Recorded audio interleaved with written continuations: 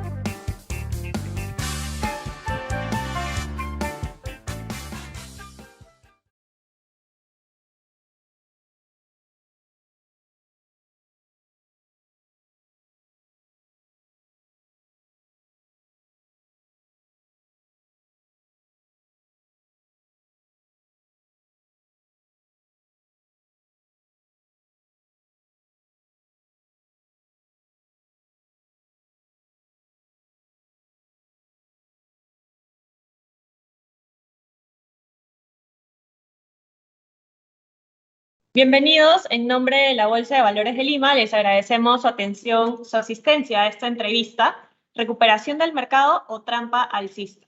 Esto con el apoyo de Washington Capital.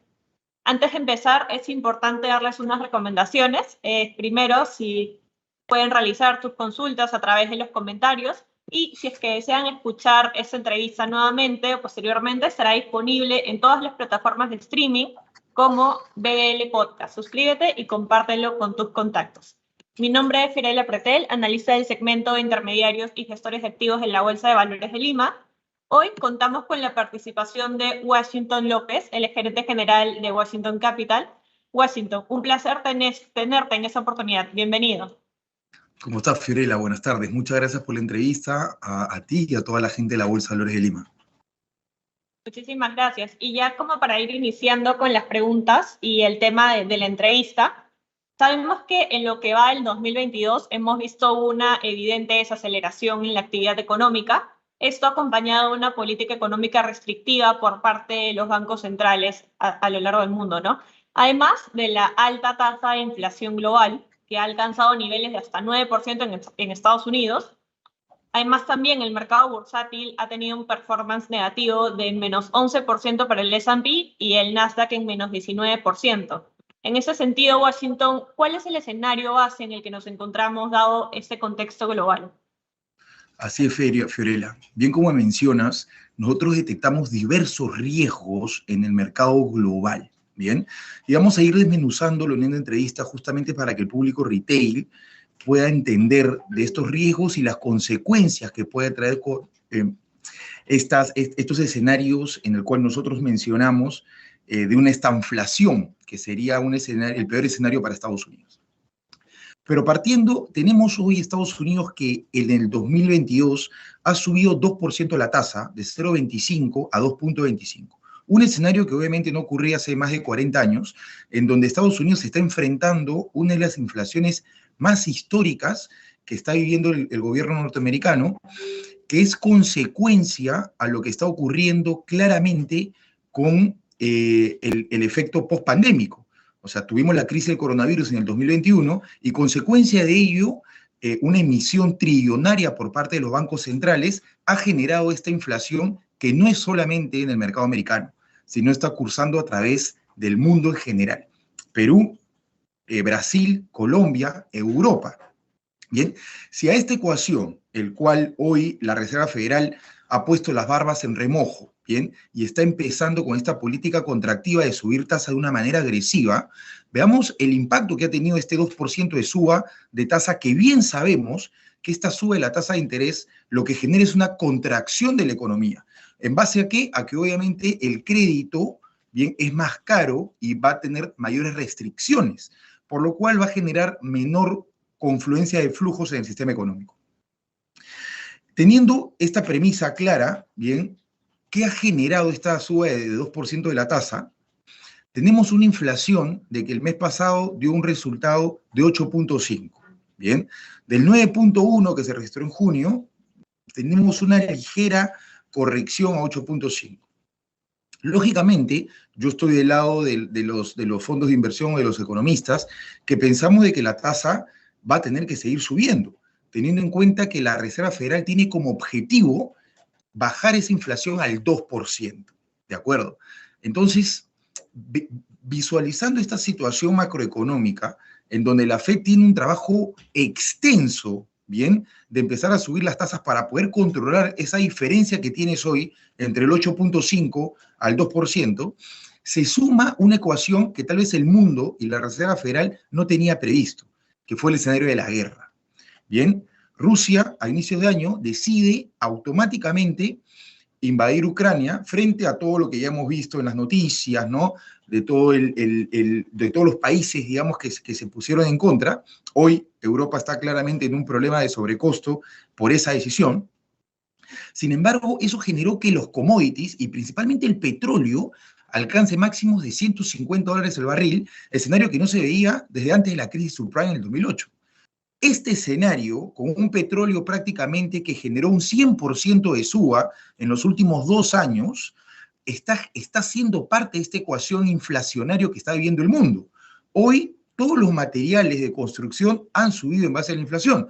Los bienes de consumo de las personas suben porque todo, digamos, escenario elemental tiene que ser transportado y la energía es una ecuación que va a estar siempre cuando hablemos nosotros de presiones inflacionarias, ¿de acuerdo?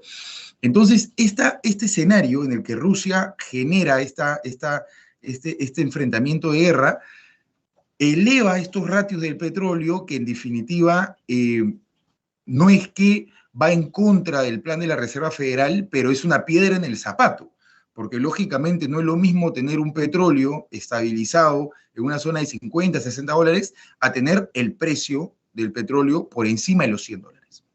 Entonces, ese riesgo que ya escapa de las manos de Estados Unidos, bien, es lo que nosotros estamos detectando dentro de este panorama macroeconómico como diversos riesgos que en definitiva van a generar una stagflation, que es con lo que empecé la entrevista. Y este escenario de stagflación, ¿qué es? Es justamente una recesión que se va a confirmar con ya 2 trimestres en negativo, es una recesión técnica. Obviamente todas las noticias y los economistas estamos a la espera del Q3, de los resultados de este año. Sin embargo, cabe mencionar de que el stagflation justamente es una recesión confirmada en el mercado americano sumado a una inflación no controlada, algo que la Reserva Federal, digamos, todavía, digamos, nos muestra que tiene control frente a ello.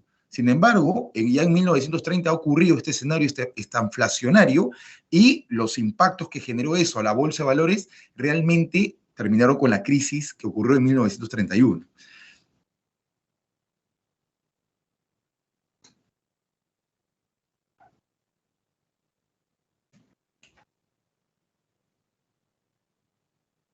Perfecto, perfecto, Washington. Además también de todos estos fundamentos que nos mencionas, hemos visto una leve subida, ¿no? En estos últimos días.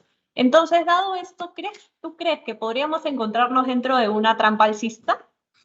Así es, Fiorella, y justamente así denominé uno de los artículos que escribí para el diario Gestión, el cual agradezco que me permita expresar claramente lo que yo visualizo para los mercados. Y en definitiva, hemos estudiado todas las crisis. Hemos estudiado la del 87, la del 30, la del 2000 y la del 2008. Y hemos encontrado similitudes muy cercanas, no solamente en data, en estadística, bien, sino en lo que nosotros llamamos la socioeconomía, que es cómo piensa el inversionista retail que compone esta oferta y demanda dentro de la bolsa. Entrando simplemente por la estadística, yo te voy a mostrar en un gráfico, bien, que compartí en el diario, en donde justamente el mercado, después de hacer la corrección que hizo a principios de año, en donde el S&P perdía 24%, se ha recuperado aproximadamente 17 a 18%. Bien, el S&P ha vuelto a la zona de los 4.300 puntos. Bien, la caída de esta semana está haciendo nuevamente que el S&P esté por debajo de los 4.000 puntos. Sin embargo, sí me gustaría destacar de que no tenemos ningún efecto sólido que genere que esta recuperación sea sostenida. Detectamos que la suba en definitiva es una suba especulativa, una suba generada, digamos, por las noticias de corto plazo que ha podido alentar a este inversionista retail que nosotros identificamos con poca experiencia en los mercados, que quiere aprovechar, digamos, la caída de las tecnológicas, el 50% abajo de Netflix o de Facebook o de Amazon, que lo ve como una oportunidad de negocio, ¿bien? Porque lógicamente se quedó con las noticias del año pasado en que estas empresas eran las superempresas, ¿no? Y que había que comprarlas y tenerlas en el portafolio. Entonces, nosotros, por todo el expertise que tenemos, detectamos que el escenario no es positivo hacia el mercado de renta variable en general y creemos de que la suba que ha hecho en el corto plazo el S&P no va a ser sostenida, y es más, ya el mercado nos está dando la razón, generando el día lunes una caída más de 3% de los índices y empezando a retomarse esta tendencia a la baja, ¿no?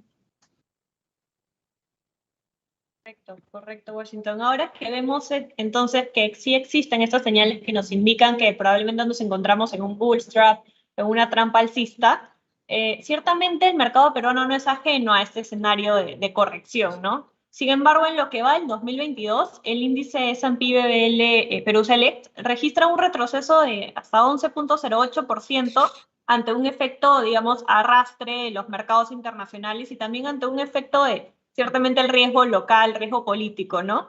Entonces, ¿cuánto nos afectará la bolsa peruana el escenario que indicas? Y además de esto, ¿cuál es el riesgo político que tal vez ya está incorporado en los precios, ¿no? Coméntanos, por favor. Así es, Fiorella. Mira, como bien mencionas, yo mido el comportamiento de la Bolsa de Lima a través del EPU. Habrá el ETF que lo tienen listados en Nueva York desde el 2008, si no me equivoco. Digamos que la volatilidad que ha generado la bolsa peruana desde que tomó las riendas del gobierno Pedro Castillo, hemos entrado a una montaña rusa. Es mi explicación más sencilla hacia los mercados. Antes de que toda la especulación que hubo entre Keiko y Castillo, bien, la primera vuelta, la segunda vuelta, todo esto fue realmente negativo para la bolsa. La bolsa perdió más del 50% desde los máximos de $40 el EPO aproximadamente a los mínimos de 25, 28 dólares. Sin embargo, cuando Castillo toma las elecciones, justo recuerdo que hicimos una conferencia con ustedes, con la gente de la plataforma de AVI, y mencionamos la oportunidad que había en base a los precios tan descontados que tenía las principales acciones, ¿no? Banco de Crédito, Volcán, Buenaventura. Y estas empresas, exactamente, generaron más del 50% de retorno en un plazo menor a 3 meses, generando esta suba que te mencionaba. Lógicamente, como esta montaña rusa está muy afecta a los cambios políticos, digamos que la incertidumbre respecto a la minería aún continúa, tenemos todavía algunos datos de que han querido vacar al presidente, un escenario en donde todavía no tenemos un panorama claro frente a dónde vamos como país. Y esto obviamente también ha generado nuevamente una caída del EPU a la misma zona que tomó el gobierno Castillo. Entonces, que son los mismos niveles que yo detecto como zona técnica preferida para el EPU, porque esos pisos que tocó el mercado peruano, que te lo voy a confirmar ahora, exactamente la zona de 23, 20 dólares, esa zona fue la zona que tocó con la crisis del COVID, que hemos tocado con la crisis electoral, y son los precios donde estamos actualmente. Entonces, yo realmente soy positivo para la bolsa peruana. Yo creo que en definitiva hay acciones que ya han descontado no solamente el riesgo político, sino el riesgo de caída de Estados Unidos, y veo como una alternativa de inversión de mediano a largo plazo. Lógicamente, un escenario de estanflación en Estados Unidos, una crisis como la que nosotros estamos proyectando para el S&P, generaría una correlación directa con la bolsa. Yo creo que si eso llegase a ocurrir, la bolsa el EPU en general podría perforar los mínimos de 20 dólares y, lógicamente, la zona técnica de compra se recortaría a los mínimos de 15, 18 dólares, ¿no? Una caída de 15 a 20% de los precios actuales. Correcto. Y tal y como nos comentaba sobre el descuento que se ha dado en las acciones peruanas, el consenso de analistas de research nos recomienda tener una estrategia defensiva. ponderando empresas de alto dividendo y también sectores resilientes, ¿no? Entonces, por tu lado, ¿nos recomiendas mantener una posición conservadora con un mayor porcentaje de portafolio en cash o activos refugio? ¿O recomiendas tal vez que los inversionistas deberían hacer una desinversión temporal para reingresar al mercado a menores precios? Y si es así, ¿qué sectores deberíamos evitar en esta elección? Excelente pregunta, Fiorella. Y sí, me sumo a otorgar esta recomendación que ya la veníamos manifestando desde el año pasado, en donde los inversionistas no siempre tienen que estar comprados, ¿no? El cash muchas veces es la mejor alternativa cuando entramos a escenarios de alto riesgo, como los que estamos detectando actualmente en el mundo, y creemos que lógicamente una posición conservadora es la que va a darte el premio, ¿no? La recompensa frente a tu buena visión hacia el mercado. Principalmente yo creo que el 30-40% de nuestros portafolios es lo que estamos manteniendo en cash. Tenemos un 20-30% en activos refugios, entre ellos lo que más nos gusta es el oro y el dólar en general. Y tenemos la diferencia trabajando dos tipos de estrategias. Y se lo voy a mencionar abiertamente al público. La primera es un efecto en base a un activo, que es el activo de la volatilidad, que los grandes fondos de inversión en Estados Unidos lo utilizan para coberturar sus portafolios. Creo que este activo ya nos dio una lección en la época del COVID. Bien, yo recuerdo el VIX que cotizaba en la zona de 19, 18 dólares y alcanzó más de 70 puntos el VIX. Y recuerdo un activo, el cual también lo recomendé en el diario Gestión, que se llama el TVIX, que este activo subió desde la zona de 6 dólares alcanzando más de 700 dólares el activo, o sea, un rendimiento realmente exponencial. Lógicamente, no es un producto que se lo recomiendo a cualquier inversionista. Necesitamos un perfil de riesgo un poco agresivo para tomar esta decisión, pero por la coyuntura que se está viviendo, creo que entre un 5 a 10% del portafolio podría dirigirse a este activo explosivo, ¿bien? Y que te podría coberturar frente a todos los riesgos que estamos detectando, no solamente la guerra entre Rusia y Ucrania, ¿no? Sino lo que está pasando en Taiwán, con China, Estados Unidos, un escenario ya que generaría un conflicto mucho más transversal. Y por otro lado, estamos aplicando nosotros de una manera exitosa la estrategia de trading. ¿Qué significa eso? Tener simplemente disciplinas operativas en el fondo de inversión o en tu estrategia principal, en la cual te permita comprar una posición, por ejemplo, banco de crédito, pero teniendo ya un stop loss, que es una orden de venta ya marcada, que sea 5% de tu capital invertido en ese activo, y con un take profit también marcado, de 15% arriba o 20% arriba del precio de entrada. ¿Qué te va a dar eso? Te da disciplina. Lógicamente, a través del análisis técnico tú puedes detectar este tipo de estrategias para poder tomar estas oportunidades que, como te mencioné, inclusive en la bolsa peruana existen, pero tiene que ser muy disciplinado, porque si tú entras a la posición y justo te agarra un bear market, tu disciplina hizo que tu stop loss se ejecute y que no te quedes, digamos, enganchado todo el año con esa posición perdiendo, ¿no? Correcto. Y en este contexto que nos mencionas, ¿cuál crees que es el sector que mejor va a aprovechar este escenario en el Perú, ¿no? En el marco de la Bolsa de Valores de Lima? ¿Y cuáles son las 3 empresas peruanas que tú crees que deberíamos prestar un poco más de atención en estos próximos meses de acuerdo a lo que se nos viene? Bien. Bueno, si nos focalizamos netamente a la Bolsa de Valores de Lima, yo creo que la minería va a marchar bien. Soy una persona que viene del corte de Roberto Ruarte y Eduardo Edelstein, los cuales hablan y la otra vez hicimos un evento en el Hotel Westin, en donde manifestamos este superciclo de los commodities.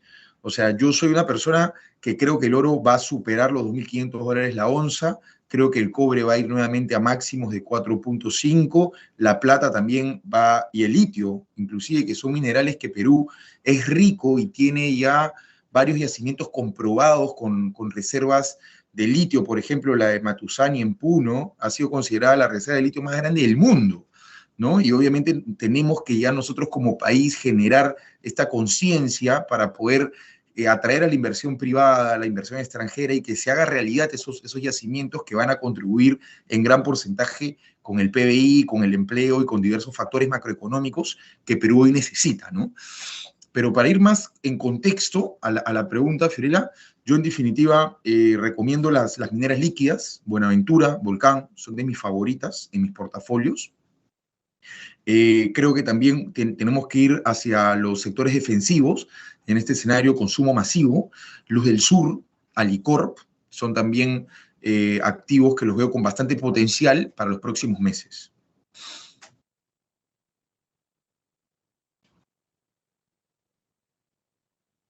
Perfecto, perfecto, Washington. Entonces, ya como más un comentario final, ¿cuál sería la recomendación de cara hacia los inversionistas cuando enfrenten escenarios como estos de una trampa alcista o tal vez de alta volatilidad? Y en este entorno también coméntanos cuáles serían las bondades de realizar el análisis técnico al momento de tomar decisiones de inversión, ¿no? Bien. Bueno, el análisis técnico te da una perspectiva y un panorama distinto al fundamental, ¿no? Siempre tenemos la pregunta de qué funciona mejor, el análisis fundamental o el técnico. Yo siempre menciono en los lugares donde doy docencia al respecto que es el mix de ambas herramientas lo que te permite a ti poder tener mayor predictividad de acierto en el mercado. No es que uno sea mejor que el otro, sino que son complementarios, van de la mano. Es importante siempre tener los fundamentos para tú poder tener un contexto general de hacia dónde va el sector o hacia dónde va la empresa que tú estás invirtiendo. Sin embargo, el análisis técnico lo que te da es el timing de tú poder saber si el activo que tienes está subvaluado y si está en un precio técnico el cual te debería comprar en ese momento. Para ello nosotros utilizamos mucho los niveles de Fibonacci, los cuales se trabaja, digamos, a través del sector bancario, a través de los fondos de inversión. Ya hay volúmenes de liquidez, ¿no? En donde los bancos saben qué precios respeta esos activos, ¿no? Por eso que yo siempre en español resumo de que el análisis técnico te permite ver lo que tal vez el fundamento no te permite ver, ¿no? Y esto te va a dar una ventaja de poder comprar el precio de tu estrategia más eficiente, ¿ok? Sin necesidad de tal vez pagar un sobrecosto del activo, ¿no? Perfecto, Washington, muchísimas gracias. Entonces, de la entrevista lo que rescatamos y con lo que nos quedamos, con que posiblemente estamos en una trampa alcista en el mercado, tanto internacional como también peruano. Ante eso, resaltar también los fundamentos como la inflación récord, el aumento de tasas de interés, y además también de la importancia de mantener una posición de cautela y conservadora de cara al mercado, ¿no? Washington, entonces, muchísimas gracias por lo compartido el día de hoy. No, gracias a ti, Fiorella, gracias por el tiempo, gracias por la entrevista, y siempre es un placer colaborar con toda la comunidad de la Bolsa de Valores de Lima. Muchísimas gracias. Desde la BBL consideramos que es importante generar estos espacios en donde una persona que está en su día a día viendo el mercado como tú, Washington, nos pueda dar su view al respecto, ¿no? Agradecemos mucho tu participación. Claro que sí. Muchas gracias, Fiorella, cuando gusten. Un placer. La Bolsa de Valores de Lima agradece su participación. El objetivo de esta entrevista fue brindar mayor información a los inversionistas mediante la visibilidad del mercado, mediante la visibilidad de la opinión profesional de un destacado participante del mercado y que puedan así fortalecer sus decisiones de inversión. Si desean mayor información, los invitamos a visitar nuestra página web www.bbl.com.pe en la sección Soluciones para Inversionistas. Recordarles también que pueden escuchar esa entrevista en nuestro nuevo podcast en Spotify. Búscanos como Bolsa de Valores de Lima y los invitamos a darle like y compartir con sus contactos. Muchas gracias.